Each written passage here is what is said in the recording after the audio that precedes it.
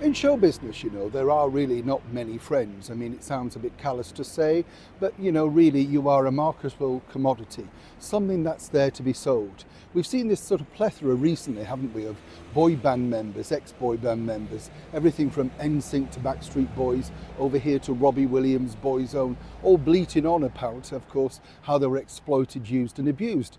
That's their story. But equally, all of them came out of it, most of the time quite wealthy, with a degree of fame and a career that they can still trade on today. Meghan Markle was no slouch in this particular arena. She tried desperately, of course, with things like the TIG, getting herself associated with people that she thought were opportunistic for her career. No slacker in that stakes was our Meghan, She always made sure she made the right connections. But it's always climbing up. That's kind of the easy bit. It's staying at whatever midway point you've got.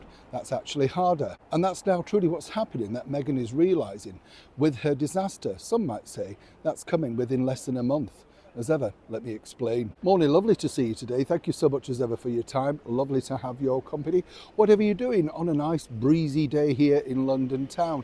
I'm so glad you enjoyed the recent video regarding, of course, the alleged royal racists and that wonderful friendship between the royal family, so many others, of course, but the brilliant pianist from Trinidad, Winifred Atwell. And yes, I did know, of course, that certain individuals like Richard Stilgoe do own her other piano. Yes, my memory of Winifred, actually, I have to say, is my grandfather knew her, and he had a record called The Lonely Piano. Anybody remember that? On a Decca label with a plastic middle. Do you remember those? Yes, I know, ages you, doesn't it? That's the thing. Let's get back to your royal story of the day. Now, what's fascinating here is, as we know, the With Love Meghan series is supposedly coming out in about 6 weeks' time now, having been postponed for the tragedy that was the LA fires and all of that sort of thing. I just find it really odd, if I'm honest, because it's a TV program, and just because it's filmed in LA doesn't necessarily mean it would have been a bad thing. And maybe people disagree, but it's a television program. Wherever you film something, there's some kind of disaster, right?